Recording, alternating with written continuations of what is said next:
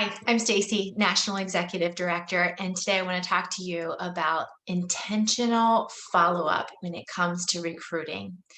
First, really to get any success in your business, one of the key skills that you can master is tracking. And that is definitely true when it comes to recruiting. You want to have a way to track who you're talking to about the business in your parties.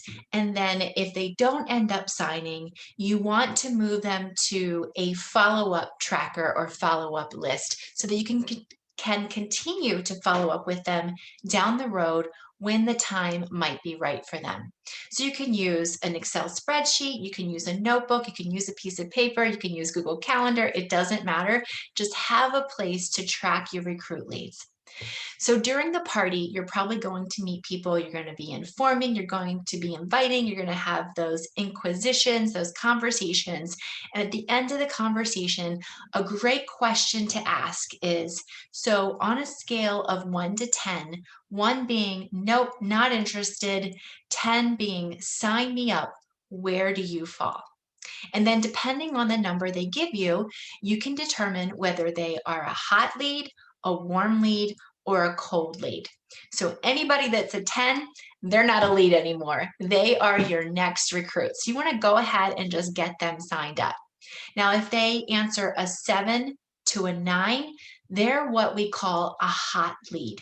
And you want to continue this conversation. Remember, you want to validate any objections that they may have, offer solutions, and then ask another question. The goal is to keep that conversation going to move them from that 7, 8, 9 to the 10. And you could ask the question, what's keeping you from being a 10, so that you can overcome those objections. And then a lot of times inviting them to your team's next opportunity event will really help move them from the 7, 8, or 9 to the 10. So what if they answer they are a 4, 5, or 6? They're somebody that we would be a warm lead. They're thinking about it. There's just too many things standing in the way right now. That doesn't mean they're not going to sign at some point. It's just the time isn't right, the finances aren't right. Something is holding them back. So I always want to get permission to continue to follow up with them. You can ask things like, when would you like me to check back? Would it be okay if I reached out whenever there's a signing offer? Can I check back at the beginning of each month?